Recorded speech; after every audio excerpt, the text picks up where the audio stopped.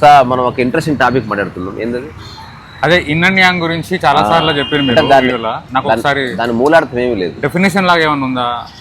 అంటే కొన్ని వేల సంవత్సరాల క్రితం మనుషులందరూ తిన్నరు పడుకున్నారు జంతువులాగా. అందులో కొందరు ఆలోచించారు what is this, what is life. అక్కడి నుంచి ఈ ఆధ్యాత్మికమైన కాన్సెప్ట్స్ అన్ని పుట్టాయి. ఓకే. ఎందుకు మనిషికి ఇప్పుడు బోర్డమ్ నుంచి బయటపడడానికి ₹1,00,000 ఉంది.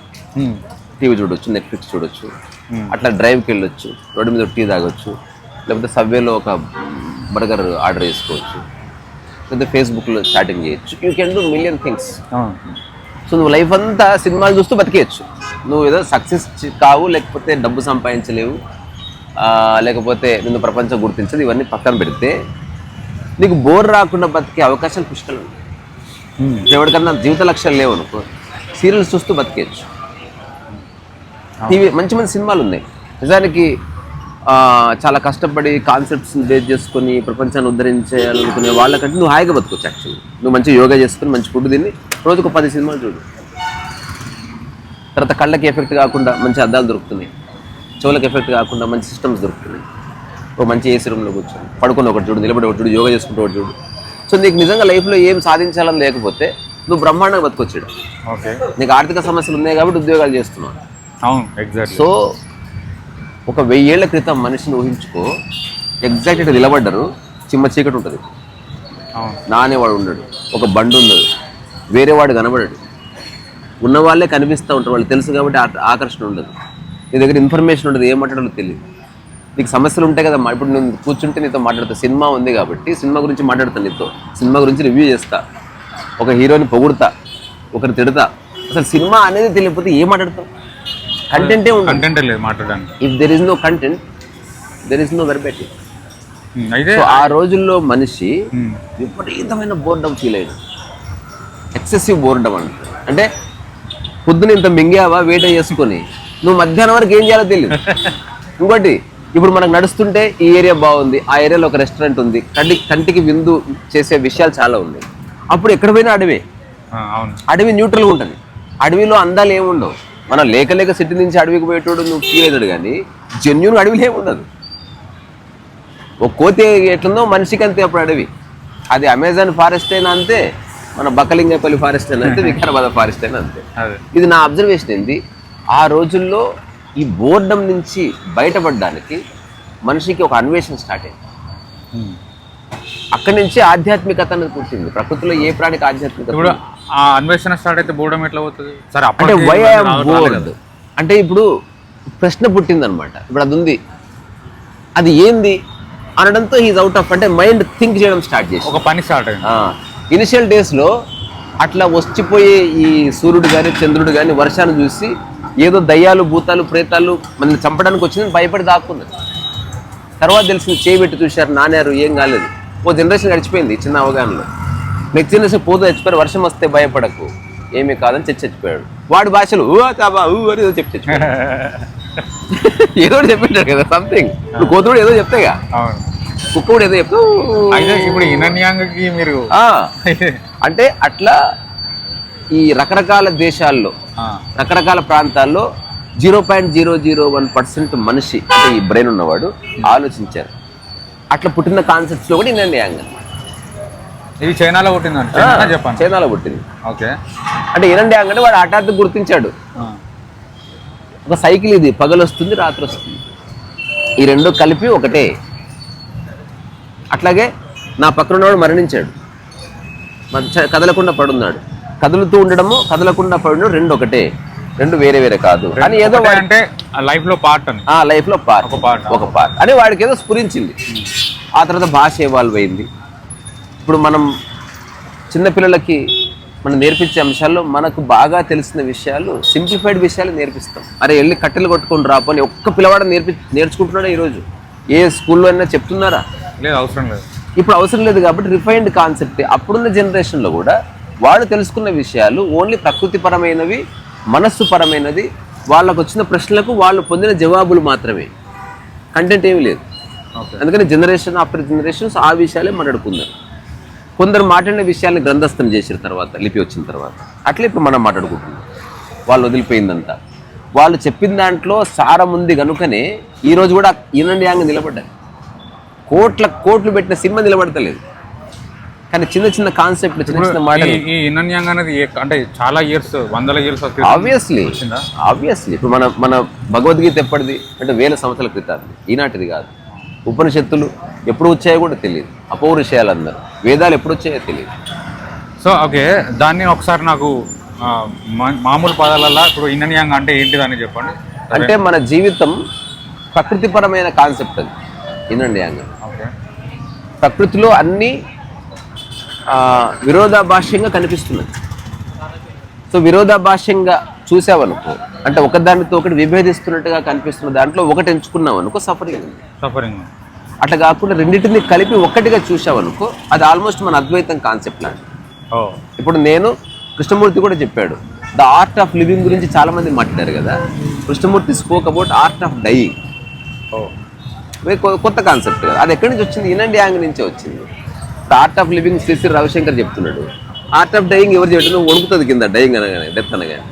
యాక్చువల్గా ఈ క్షణం నువ్వు ఎంత బతుకున్నావో అంత మరణిస్తున్నావు. ఇది పరమ సత్యం, ఒప్పుకున్నా ఒప్పుకోకపోయినా టైం లైన్ అయిపోతుంది. అంటే రెండు ఒకటేసారి జరుగుతున్నాయని గుర్తిస్తే you are out of it. Yin and yang లో బ్లాక్ అండ్ వైట్ అంటే ఒక చేప ఇంకో చేపను మింగుతున్నట్టు ఉంటది. అది అటు ఒక చేపను పట్టుకొని ఇంకో చేప తిన్నట్టు కనిపిస్తుంది. ఆ కనిపిస్తున్నది ఏంది? అదే అంటే టూ పోలార్ ఆపోజిట్స్, కాంట్రడిక్టరీ, రెండు appear to be contradictory, but in reality they are complementing to each other. అంటే రెండు కలిపి ఒక్కటే. ఇప్పుడు ఆడ మొగ వేరు వేరు కాదు, ఒక్కటే. సో దానికి ఎగ్జాంపుల్స్ వస్తే పగలు రాత్రి రాత్రి ఉంటుంది, ఖచ్చితంగా ఉంటుంది. నెక్స్ట్ ఆడ ఉంటే మగ ఉంటుంది. పాజిటివ్ నెగిటివ్ ఉంటే నెగిటివ్ ఉంటుంది. ఇందాక మీరు అన్నారు మనం వీడియో స్టార్ట్ చేయకముందు, ప్రతి అవకాశం వెనకాల ఒక అపాయం కూడా ఉంటుంది. అపాయం ఉంటుంది. అంటే ఇప్పుడు మనకి కారు కొన్నామంటే కారుతో పాటు యాక్సిడెంట్ కొన్నట్టే, రిపేర్ షాప్ కొన్నట్టే. అంటే రిపేర్ అవసరం, ఎవ్రీథింగ్ కొనేసినావు. నువ్వు ఒక అమ్మాయిని కొనుక్కున్నావు అంటే అమ్మాయితో పాటు అమ్మాయి కులాన్ని, మతాన్ని, ఆమె సమస్యల్ని, ఆమె మైండ్ని, ఆమెకున్న స్టూపిడిటీని అన్నిటి కొన్నావు నువ్వు. అందుకే పెళ్లి చేసుకున్న సఫర్ అవుతారు, ఎందుకంటే వాడు ఓన్లీ అమ్మాయి బాడీనే పెళ్లి చేసుకున్నాడు, చూస్తే మైండ్ లో స్టూపిడిటీ ఉంది. అది ఎవరిని చెప్పుకోవాలి అర్థమవుతుంది. ఇప్పుడు నేనున్నా అనుకో, మొత్తం ప్యాకేజీనే కొనుక్కున్నాను నేను. ఆ ప్యాకేజ్ ఎవరైనా చేస్తారు, కానీ దాన్ని గుర్తిస్తే బాధ ఉండదు. ఆ గుర్తించడమే రియలైజేషన్. నాకు తెలుసు అండి, నాకు తెలుసు, అయిపోయింది, యువర్ అవుట్ ఆఫ్ ఇట్. ఇప్పుడు తాగావనుకో, లివర్ని కూడా లివర్ చెడిపోతుందని తెలుసుకుని తాగు. సో అదే ఇన్నన్ యాంగ్, అది లాకెట్ ఉంటుంది కదా, మెడల్ వేసుకుంటారు మన ఇక్కడ గుళ్ళ దగ్గర అక్కడ అమ్ముతుంటారు. నేను అది చాలా సార్లు చూసినా, నాకు అది ఏందో తెలియదు, ఇప్పుడు అర్థమైంది. మోస్ట్ ఆఫ్ పీపుల్ అది ఒక చిన్న లాకెట్ అంతే, స్టైల్ సింబల్ అంతే, చూడడానికి అందంగా. కానీ అది వేసుకున్నా అంటే దాని మీనింగ్ ఏంటంటే నేను అన్నిటిని యాక్సెప్ట్ చేస్తున్నా, పాజిటివ్ ని నెగిటివ్ ని. పాజిటివ్ ఉందంటే నెగిటివ్ ఉంది, పాజిటివ్ థాట్ ఉందంటే నెగిటివ్ థాట్ ఉంది. ఇప్పుడు గ్రేట్ ఫ్రెండ్ ఉన్నాడంటే గ్రేట్ ఎనిమీ అవుతాడు. అవుతాడా? అతనే ఎప్పుడన్నా అవ్వచ్చు. ఒక గొప్ప లవర్స్ గొప్ప శత్రువులు అవ్వచ్చు, ఎప్పుడన్నా అవ్వచ్చు. ఎందుకంటే ఆ డీప్ లవ్ డీప్ ఎనిమిటీకి ద్వారం ఓపెన్ చేస్తుంది. ఇప్పుడు ఇన్నన్ యాంగ్ తెలిసిన వాడు ఏం చేస్తాడు? న్యూట్రల్ ఉంటాడు. ఎగ్జాక్ట్. ఇప్పుడు నేను మన ఇద్దరు ఫ్రెండ్షిప్ ఎగ్జాంపుల్, మన ఫ్రెండ్షిప్ పెరగదు తగ్గదు, వేయలే నేను ఇంకా. మన ఇద్దరు వెళ్ళి పబ్కి వెళ్ళేది లేదు, భుజాల మీద భుజాలు వేసుకొని సినిమాలు తిరిగేది లేదు. మనం ఎప్పుడు కలిసినా వర్క్ గురించే కలుస్తాం, అది తప్ప వేరే ఏమి చేయము. నేను నీ పర్సనల్ విషయాలు అడగా, నువ్వు నా పర్సనల్ విషయాలు అడగవు. మనం ఎప్పుడు డబ్బులు అప్పించుకోము, నేను చేస్తే వర్క్ ద్వారానే క్రియేట్ చేసుకుంటాం. ఇదంతా ఫస్ట్ దాంట్లోనే క్లియర్ అయిపోయింది. ఓకే, అంటే ఇన్నన్ యాంగ్ తెలవడం అంటే లైఫ్ లోకి ఒకటి తీసుకునేది, దాంట్లో పాజిటివ్ నెగిటివ్ ఉంటుందని అనుకోవడంతో పాటు ఉంటది. కాబట్టి మనం ఎక్స్ట్రీమ్కి వెళ్ళకుండా, అంటే ఎగ్జాక్ట్ కాకుండా న్యూట్రల్ గా ఉండడం. అవును, అది ఉందని తెలిసి న్యూట్రల్ ఉండడం. ఎందుకంటే నువ్వు అతికి వెళ్ళిపోతే, ఒక పాజిటివ్ సైడ్ అతికి వెళ్ళిపోతే నెగిటివ్ సైడ్ అతికి రావచ్చు. జన్మ తీసుకున్న శరీరము మరణిస్తుంది కూడా అని తెలిసింది అనుకో, మరణించినప్పుడు నువ్వు బాధపడవు, అంతే జరిగేది. తెలుసు అండి, నాకు చాలా మంది చూశాను, ఇది పడిపోతుంది. మరి రెండింటిని చూస్తున్న వాడు దానికి సపరేట్ అయ్యే ఉన్నాడు. అది నేను బేసికల్ అంటే the person who is accepting both, that very acceptance is separate from this both realities. దానికే మన ఆధ్యాత్మికత సాక్షి భావన చెప్పేసి పార్ట్. దానికే నాన్ డ్యూయాలిటీ అంటే ద్వంద్వం నుంచి బయటికి రావడం. అక్కడికే వచ్చింది కథ. లాస్ట్కి మొత్తం ఆధ్యాత్మిక పరంగా చూసుకుంటే రెండే పదాలు most relevant, dual, non dual. డ్యూయాలిటీలో ఉన్నవా నువ్వు సఫర్ అవుతున్నావు, non dual your out of everything. అద్వైతం అంటే దువిధ, అంటే రెండిట్లో పడి కొట్టుకుపోతున్నావా? టీ తాగాల, కాఫీ తాగాల, సినిమాకి వెళ్ళాలా, పబ్కి వెళ్ళాలా, పబ్కి వెళ్ళాలి, ఈ పబ్బుకా ఆ పబ్బుకా, పెళ్లి చేసుకోవాలి, ఈ అమ్మాయినా ఆ అమ్మాయినా. ఈ డ్యూయాలిటీదే నువ్వు పడే వేదన. ఈ డ్యూయాలిటీలో ఒకటి ఎంచుకున్న తర్వాత మళ్ళీ రెండుగా చీలిపోతుంది. మళ్ళీ దాన్ని ఎంచుకున్నావు, రెండుగా చీలిపోతుంది. ఈ రెండుగా చీలొద్దంటే రెండింటిని ఒప్పుకో ఒకటేసారి. నేను చేసుకునేవి కాదు, చేసుకోపోయినవి కాదు. ఎంచుకున్న తర్వాత కూడా మళ్ళీ రిగ్రెట్ అవుతారు కదా, ఇది కాకుండా అది తీసుకుంటే అయిపో. నేను లాంగ్ బ్యాక్ ఒక టాక్ చేసిన, ఎక్కడ ఉంది వెతుకుతా. అసలు డ్యూయాలిటీ అనేది ఒకటి నేను చేసిన టాక్స్లో చాలా ప్రొఫౌండ్. రెండోది పారాడాక్స్. ఇప్పుడు నేను నిన్న చేసిన టాక్ కూడా వెరీ పవర్ఫుల్. ఉపయోగించుకునేవాడు నిజంగా పారాడాక్స్ అంటే మీనింగ్ అది కూడా అంతే. అంటే ఉన్నట్టు కనిపిస్తూనే లేదు. పారాడాక్స్. ఇప్పుడు అట్లా నిన్న చేసిన మనసాడే 3 డ్రామాలతో టాక్ చేసిన. ఇప్పటివరకు నేను యూట్యూబ్లో చేసిన దాంట్లో ది మోస్ట్ పవర్ఫుల్ కంటెంట్. అట్లా ఒక 21-30 టాక్స్ ఉన్నాయి. అంటే పరమ సత్యం అది. ఇంకా అది మైండ్కి సంబంధించి, బాడీకి సంబంధించి, స్పిరిచువాలిటీకి సంబంధించి, మెడిటేషన్కి సంబంధించి అట్లాంటి పవర్ఫుల్ టాక్స్ నాకు గుర్తున్నాయి. ఓకే, అవన్నీ వెరీ స్పాంటేనియస్గా చేసింది. అది ఆ మూమెంట్లోనే పుట్టవలసి వచ్చింది అన్నమాట. అవును, స్పాంటేనిటీ అంటే గుర్తొచ్చింది. ఇప్పుడు ఇది రెగ్యులర్గా నేను అడిగే క్వశ్చన్ కాదు. ఇన్ అండ్ యాంగ్ అని అడిగినా కదా క్వశ్చన్. అడిగితే మీరు దానికి డెఫినేషన్ చెప్పడానికి ఒక ఆల్మోస్ట్ 2-3 మినిట్స్ ఇంట్రడక్షన్ ఇచ్చారు. మనిషి ఏది పుట్టదు అని చెప్తున్నా. అది ఎట్లా వస్తుంది అన్న ఫ్లో? ఇప్పుడు సపోజ్ నాకు ఇన్ అండ్ యాంగ్ తెలిసింది అనుకో, నన్ను నేను ఆ సిస్టంలో పెట్టుకుంటా. ఇప్పుడు ఒకటి ఈ క్షణం నువ్వే లేదా వినేవాళ్ళు ఎవరైనా ఒక ప్రశ్న అడుక్కోండి. ఒక 5,000 ఏళ్ల క్రితం ఇప్పుడు నువ్వు ఉన్నట్టు ఇదే సశరీరంతో ఉంటే నువ్వేం చేస్తుంటివి? అప్పుడు టెక్నాలజీ లేదు, వాట్సాప్ లేదు, ఏమీ లేదు. నువ్వేం చేస్తావు అంటే 2 భాగాలు కనిపిస్తున్నాయి. అప్పుడున్న జంతు సమూహంతో కలిసి బతకడం అంటే తినడం పడుకోవడం. నెక్స్ట్ అసలు ఈ ఆకలి ఎందుకు అవుతుంది, వర్షం ఎందుకు వచ్చింది, చలి ఎందుకు పెడుతుంది, ప్రశ్నలు పుట్టినాయి అనమాట. ఈ ప్రశ్నకు జవాబులే నెక్స్ట్ ఈ సమాజం యొక్క ఉద్ధరణ చెప్పడానికి మీరు అదంతా చెప్పారు. కానీ అదే నేను దానికే ఆశ్చర్యపోతుంది ప్రతిసారి. ఎందుకు నేను ఎప్పుడైనా వీడియో మాట్లాడదామని ఆన్ చేసినప్పుడు కూడా నాకు ఏమొస్తుంది అంటే, ఇప్పుడు ఇన్ అండ్ యాంగ్ గురించి మాట్లాడడం అంటే 2 కాంట్రడిక్టరీ ఒక దగ్గర ఉంటాయి, డే నైట్ అని నాకు అర్థమైంది అనుకో, నేను అక్కడ నుంచి చెప్పేస్తా. దానికి ముందు ఇంత ఇంట్రడక్షన్ చెప్పొచ్చు, ఇది కూడా పాసిబిలిటీ ఉంది. అది రాదు ఆ ఫ్లో. అది మీకు అంటే ఈ ఒక్క విషయంలో కాదు, మీకు మిగతా ఏ టాక్స్ తీసుకున్నా, ఏ వీడియోలు తీసుకున్నా కూడా ఒక క్వశ్చన్ అడిగితే దానికి ఎక్కడి నుంచో స్టార్ట్ అయ్యి పిట్టి మళ్ళీ ఇక్కడికి వచ్చి ఆ ఫ్లో. అంటే కొంత గ్రౌండ్ ప్రిపేర్ చేస్తే అర్థమవుతుంది. ఇప్పుడు నేను ఒక ప్రశ్న అడుగుతున్నా, మీరు కనుక ఒక 1000 ఏళ్ల క్రితం ఉంటే, ఇప్పుడు నెట్ఫ్లిక్స్ లేదు, సీరియల్స్ లేదు, ఈ రెస్టారెంట్స్ లేవు, ప్రయాణాలు లేవు, లేకపోతే క్యాబ్స్ లేవు, కరెంట్ లేదు, ఏం బిక్తావు డాడీ నువ్వు? నేను చెప్తున్నా, ఇప్పుడు అవన్నీ పోయినా నేను బతుకుతా. నాకు విషయం అర్థమైంది. బోర్డం లేని లేదు. ఎందుకు బోర్డం లేదు? ఏదో ఒక కర్మలో లీనం అవ్వడంలో బోర్డం పోయింది. ఇది తెలుసుకుంటే యువర్ అవుట్ ఆఫ్ ఇట్. ఏదో ఒక కర్మలో లీనం అవ్వడం వల్ల మనం మాట్లాడుతున్నాం. ఇప్పుడు మనం పరమ ట్రాఫిక్ లో ఉన్నాం, ఈ పక్కనే చూడండి దరిద్రం, దాని పక్కన నిలబడి మాట్లాడుతున్నాం. మనం అనుకుంటే పెద్ద డిస్టర్బెన్స్ లేదా అది మనలో కలిపేసుకున్నాం, దాన్ని ఎంత తీసుకోవాలి అంత తీసుకున్నాం, దాన్ని పక్కన నెట్టేసి your out of it. The very acceptance of the traffic means there is no traffic. నేను చెప్తున్నా, ఇప్పుడు ఈ క్షణంలో పూర్ణమైన మౌనం, నిశ్శబ్దం అనుభవిస్తున్నాడు. ఇది ఎవ్వడు ప్రూవ్ చేయలేదు. నాకు ఎప్పుడు సౌండ్ కానీ ట్రాఫిక్ కానీ డిస్టర్బెన్స్ కానీ లేదు, అసలు ఏ శబ్దాలు లేవు, మనం తీసుకోవడమే లేదు మనసులో. ఇంకొకటి, ఛాయ్ తాగిన దగ్గర మ్యాక్సిమం ఏం జరుగుతుందంటే, ఇలా అది పట్టుకొని టీ దగ్గర నిలబడి మనము రేపటి నుంచి ఇట్లా చేయాలి, అసలు మన ఛానల్ని ఎట్లా తీసుకుపోవాలంటే ఇగో ఈ రకంగా వర్క్ చేయాలి అనే డిస్కషన్ ఉంటుంది. మనం వీడియో అట్లా చేయాలి, ఇట్లా చేయాలి. ఇందాక వచ్చిన తర్వాత ఈ జనాల మధ్యలో కెమెరా రైడింగ్లో వీడియో చేస్తే బాగుంటుంది కదా అంటే పెట్టుకొని కెమెరా తీసి, అరే ఇక్కడ డిస్టర్బెన్స్ ఉంది, సౌండ్ ఉందంటే పెట్టు, రా మీద రికార్డ్ చేసుకుంటున్నాడు. నేనేమో నాకు స్టాండ్ లేదు, ఏం లేదు. ఈ భగవంతుడు లేకపోతే ప్రకృతి ఇచ్చిన రియల్ స్టాండ్ ఇది. చెయ్యి ఇగో ఇదే చూడు, ఇగో జిమ్, ఇది ప్యాను, ఇది జూమ్ ఇన్ జూమ్ అవుట్, అది ఇదేంటి తినేమంటారు, ఏదో అంత రౌండ్ ట్రాలీ, అంత చెయ్యనే. అంటే ఏం చేయాలి అని ఫ్యూచర్లో ఏం చేయాలని ఆలోచించకుండా ఇప్పుడు అది మంచి వచ్చాడో స్టార్ట్ చేసి మాట్లాడాలంటే, నాకు ఒక్కోసారి అట్లా మాట్లాడాలన్నా కూడా నాకు ఆ భాష రాదని ఆగిపోతుంది. ఇప్పుడు చూసేవాళ్ళు ఏమనుకుంటారని కాదు, నువ్వు ఏం చేసినా ఏదో ఒకటి అనుకుంటారు. నువ్వు ఏమన్నా చెయ్యి, ఏదో ఒకటి అనుకుంటూనే ఉంటారు. 100 కోట్లు పెట్టి సినిమా తీస్తే కూడా ఏదో ఒకటి అనుకుంటున్నారు.